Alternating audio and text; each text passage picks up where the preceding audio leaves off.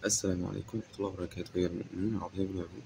Dans cette vidéo, Inch'Allah, je voulais évoquer l'importance de la méditation des versets du Coran Karim et de ne pas passer sur les versets du Coran et de ne pas les mémoriser comme ça sans les comprendre, etc.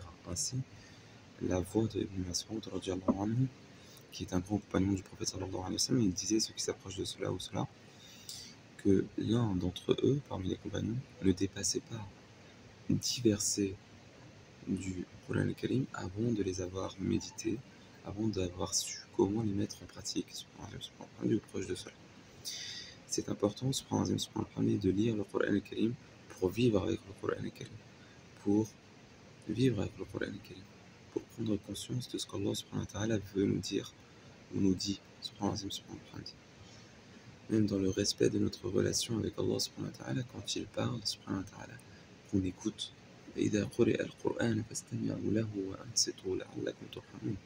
Qu'on écoute attentivement, qu'on essaie de comprendre, qu'on essaie de pratiquer, qu'on essaie de s'élever vers Allah subhanahu wa ta'ala. Ça, c'est très important de faire cela dans la voie des compagnons, ridwanullahi alayhim, et de ne pas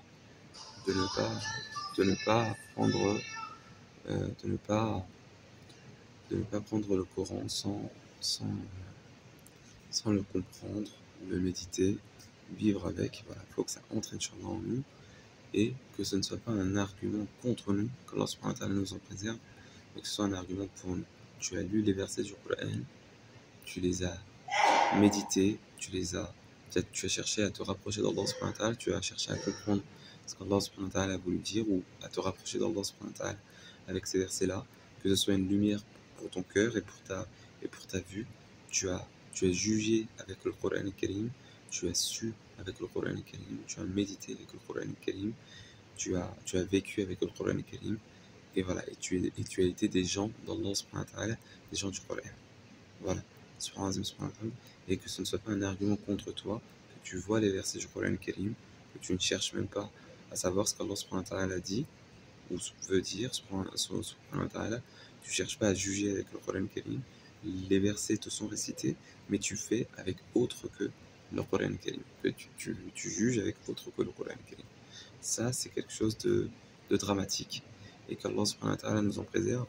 Parmi les premiers gens qui vont entrer en enfer, il y a un savant à qui il a été donné de la science, mais pour que les gens disent, voilà, lui c'était un savant.